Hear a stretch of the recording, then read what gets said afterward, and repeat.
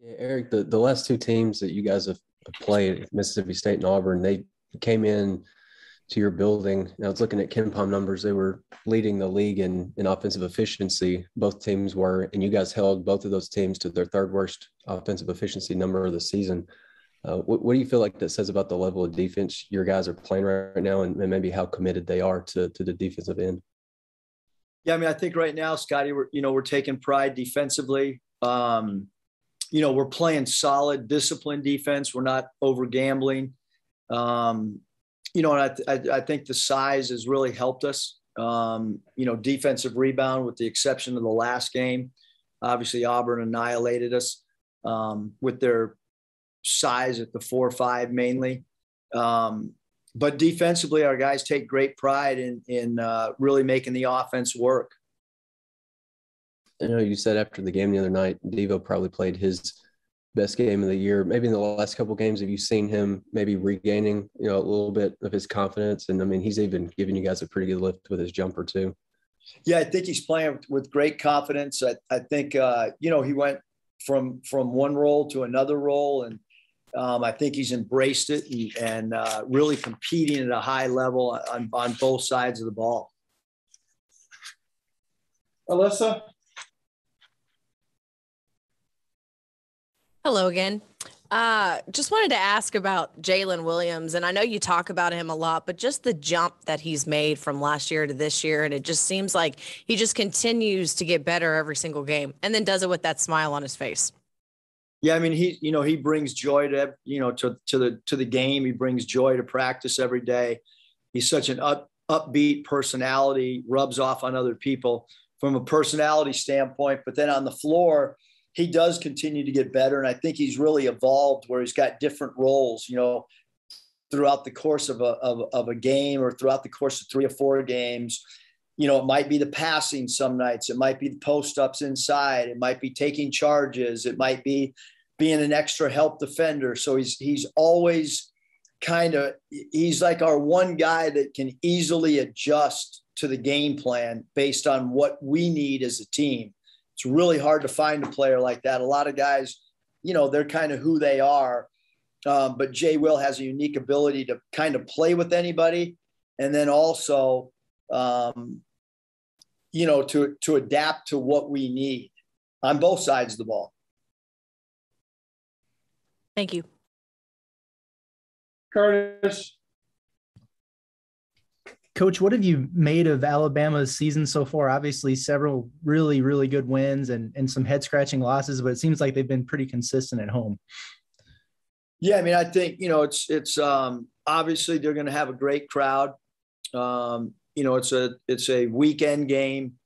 They've had some incredible, great wins. I mean, you beat Baylor and you beat Gonzaga, just incredible wins.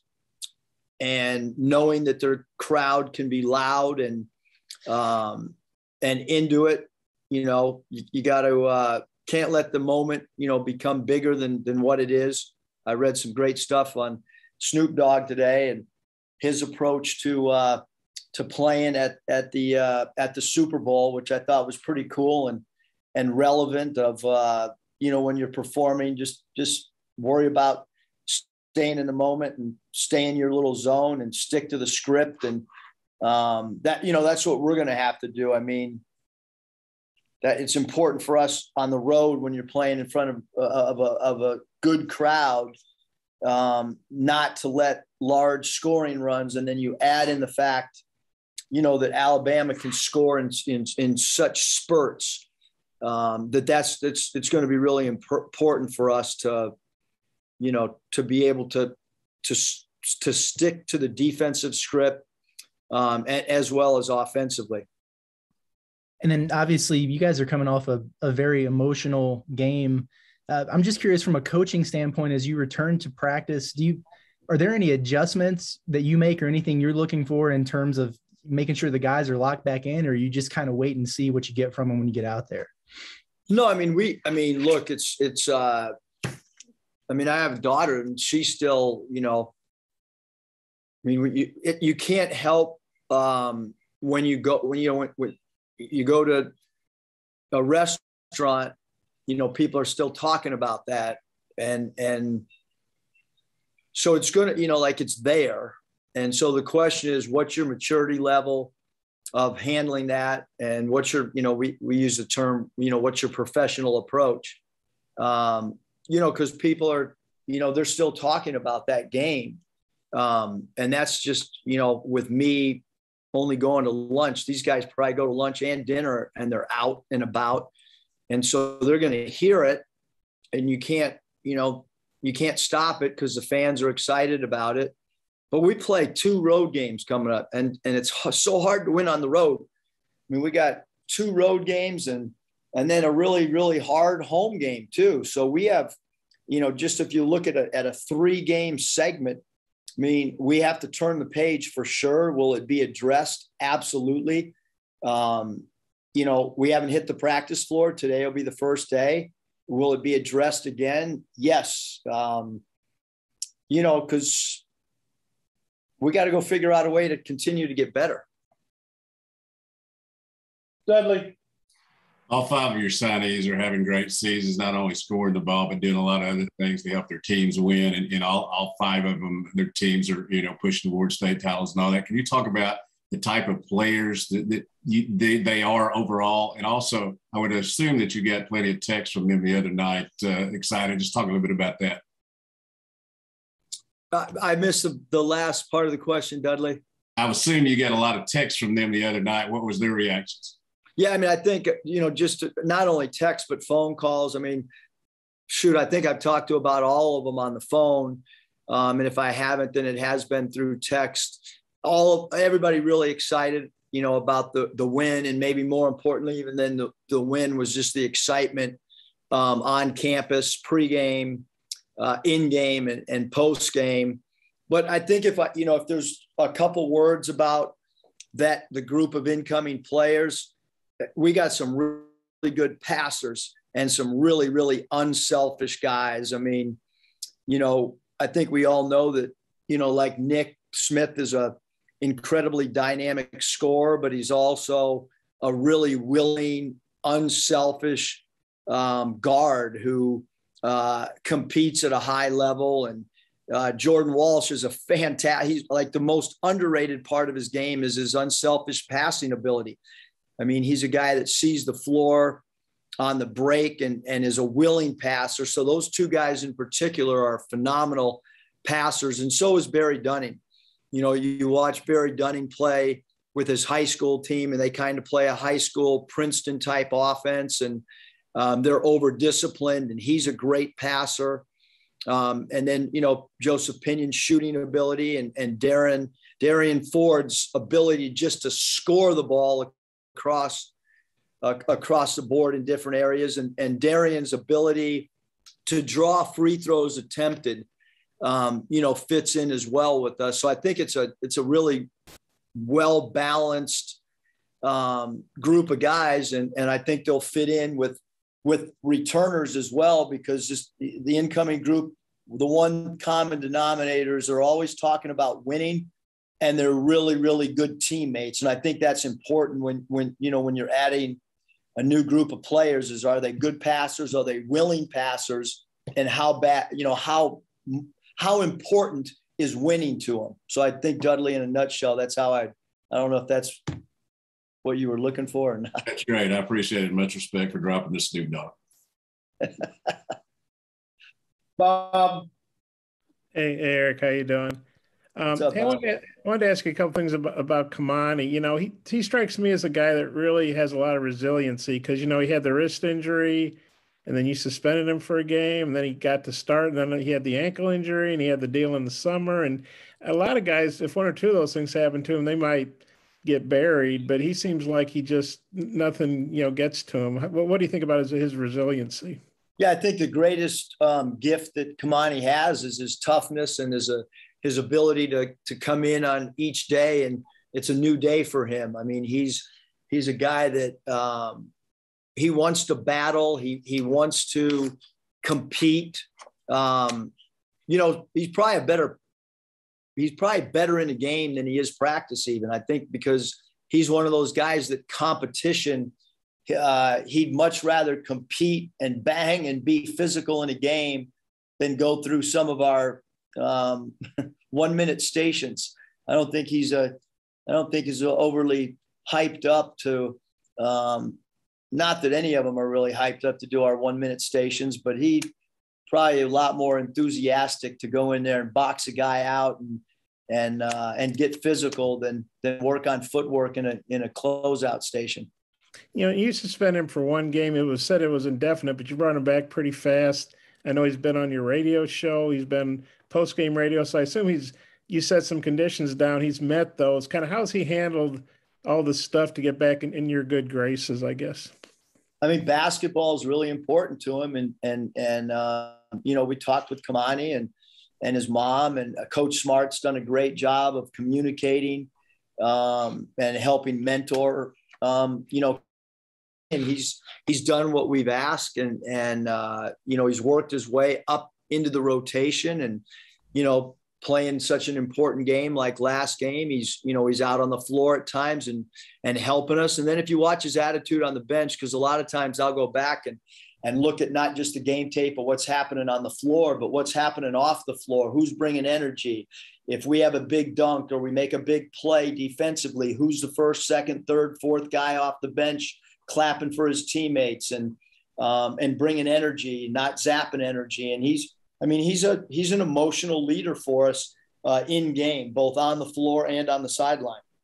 And then with Alabama, you know, what would you say about their personnel? I mean, they couldn't hit the broadside of a barn the other night against Kentucky. Then they couldn't hardly miss against Ole Miss. Your 3-point defense struggled early, but now it's been great. Kind of how do you see the 3-point matchup, and just what do you think about them as a 3-point shooting team with their personnel?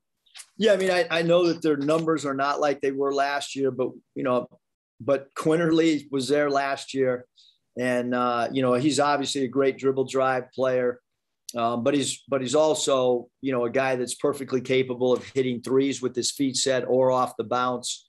Obviously, number 5, Shackelford's, you know, one of the best 3-point shooters in the country. Left-handed guy who can also get to the rim.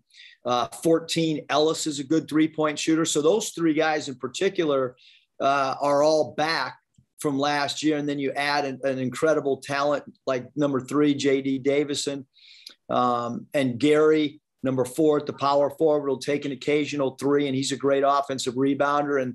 And Rojas, who will play the 4 and the 5 for him, number 33. He's known as a physical interior offensive rebounder, but he'll take a high volume of 3 balls. And so both those guys are back from last year. And then Noah Gurley, number 0, plays the power forward / small ball 5 for him, and he can make 3s. So I think all those guys, Bob, are perfectly capable if you don't have incredible respect for him.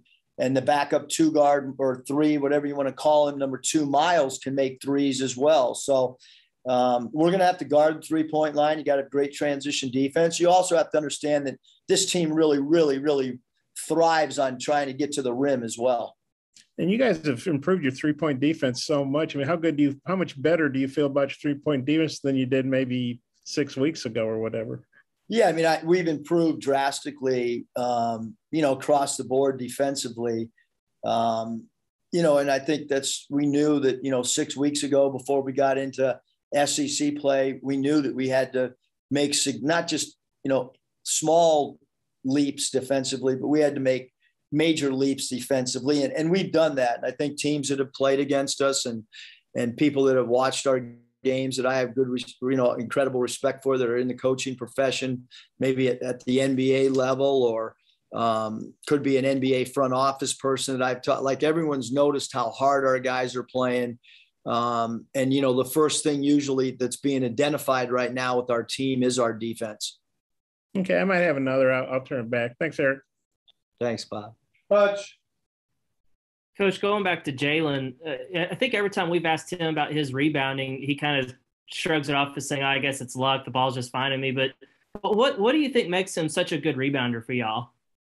He's got great hands, number 1. I think you also, you know, rebounding, you have an innate ability. You can do rebounding drills all you want, but he does have a, you know, a nose for the ball when it's loose. He is also physical. He's not afraid to go through two different bodies to defensive rebound.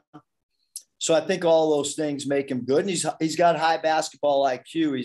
He's always in the right place, both offensively and defensively. And I think that really helps him as a rebounder as well. I know you had really high expectations for him, but has he, as far as a rebounding perspective, has he surprised you at all at how well he's rebounded for y'all? I mean, he's become almost a double-double machine for you.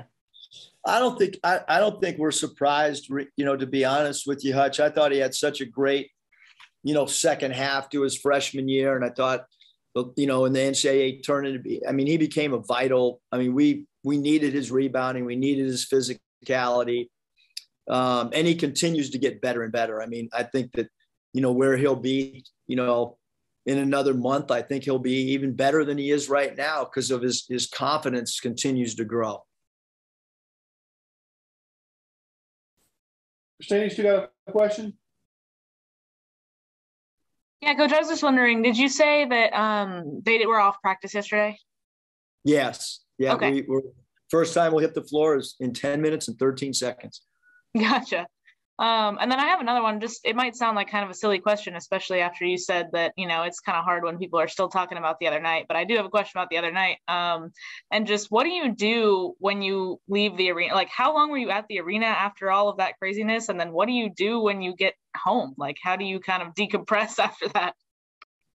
Well, I didn't sleep much at all. I think I went to bed about 4:30 and woke back up about 6:30 and then went and worked out. But that on that particular night, and it kind of varies how long we stay. As a staff, I'm usually probably the last coaching staff guy out, or I'll walk out with, 2 or 3 other guys. But we probably stayed in the back after everybody got back in the locker room. We probably stayed in the back for an hour, maybe an hour and 15 minutes. Just kind of going through the game and talking about other games that were happening that night. But we do have the coaches have food that's brought back into our coaches' locker room for us to eat and relax and talk about things after a game. And then we always walk back to the practice facility, and Coach Ruda will have the highlighted box score done where he's already highlighted everything. And I'll take that home and do my post-game notes on the back of that sheet. Most of the staff went and ate afterwards at a Mexican restaurant. I didn't. I went home and started looking at Alabama and more importantly, probably answering text messages. Thanks, Coach. Thanks, Christina. Final question, Bob. Eric, what was it about, another Kamani follow-up, what was it about him when he got in the portal? He said on the radio show the other night that playing in Little Rock, he realized how big the Razorbacks were and was interested in playing for you guys. What was it from the other end? What was it about him that merely interested you when he got in the portal? Yeah, I think when we talked about last year's group, Bob, I kind of made a statement of, I felt comfortable with guys that we had seen live, like, whether it was Jalen Tate, and we were, getting ready to play Northern Kentucky, and I got to watch tape and really dive into his game. Kamani, they played us at Nevada when he was a freshman, so I got to watch, prepare for him. His free throws attempted per minute and his rebounds per minute, both those stats are stats that they always transfer up. Meaning if it's a mid-major player going to a high major and he's a high rebounder or a high FTA player, those stats correlate. Other stats some might not correlate. It's the same thing if it's a good college rebounder. He's usually a pretty good NBA rebounder or G League rebounder. So we felt like because of his ability to draw fouls, which is a big part of our philosophy, and then also we felt like rebounding, every team can add rebounding. And I knew that he was a tough-minded young man as well. And you faced him in the exhibition game too, when our Little Rock played here. Right. Yeah, he had a double-double in that game. And so I've seen him, in a live game and then also in that exhibition game. So we actually competed against him twice. Yeah. And you know, you were on TMZ. I think that's probably usually not a good thing, but I guess in your case it was. They showed you without your shirt on, and you got a lot of, I mean, that's not your normal sports publicity, TMZ, but did you know you were on that? Yeah, I retweeted it. Okay. You got to start reading my Twitter, Bob. Come on, man. That's probably where I saw it. I could remember. And you were in the New York the New York Post had you that night. You were all over the place. I know, that's not bad, right? That's good publicity. Although I have gained like 6 or 7 pounds since my wing is hurt. Yeah, me. I'll be in better shape come postseason play. I promise. Okay. Randy, final question, please. I got a question for them too when we're done. Okay. All right, real quick, Eric. Do you feel like you're changing roles now? That is going from the hunter to the hunted after last night or the other night's game. Do you feel like your team will now have to change roles? That Arkansas will now be the hunted team? No, I mean, I don't think so. I mean, I think that, your approach, I'm more concerned with, when you win 1 game in a row, to win 2 games becomes hard. And then you win 2 in a row. I mean, it's called human nature. And so the only thing I'm worried about is how do we go and perform well against Alabama? And then when that game's over, how do we have good preparation for Missouri? I do think our ball club, Randy, continues to improve. And if we wouldn't have beaten Auburn and a ball would have bounced a different way I still would have thought our team got better, because I think that this team is getting better. The numbers analytically say we're getting better. The team chemistry is continuing to get better. So I think that's all we can concern ourselves with, Randy. Do I think that other teams' antennas are up and they're going to be more excited to play a team that's won 9 in a row? Absolutely. That's part of the deal when somebody's playing well, or if a team's ranked or whatever. So I think that is part of the deal right now. We're playing well. We've won a lot of games in a row. And so we've got to continue to have our antennas up to continue to get ourselves emotionally and physically ready as well, so that another team's not more fired up or more ready to play, whatever phrase you want to use. Okay. All right. 4 other people are playing with Snoop Dogg at the Super Bowl. Can anybody name any of the other performers? Mary J. Blige, Eminem, and Dr. Dre. Wow. I am so pumped. So pumped. That's really good. Who said Kendrick Lamar? That was Kendrick Lamar. Yes. Yep. All right, you guys are on top of your game. I want to see Mary J out there. That's what I want to see. See you guys. Big game is finally here as we hit Super Sunday with the last game of the football season. From scored, totals, player performance props, to where the next fired coach is going to land, BetOnline is the #1 spot for all things NFL betting in 2022. And with the new year comes a new updated desktop and mobile website. Sign up today and receive your 50% welcome bonus on your first deposit. Just use our promo code BELIEVE to get started. That's BLEAV. And it's not just football. BetOnline's basketball, hockey, boxing, and UFC odds coverage is the best in the business. From sports right down to your favorite Vegas casino games, BetOnline is your #1 online wagering destination. BetOnline, the fastest and easiest way to wager on all your favorite sports and play your favorite games. BetOnline, where the game starts.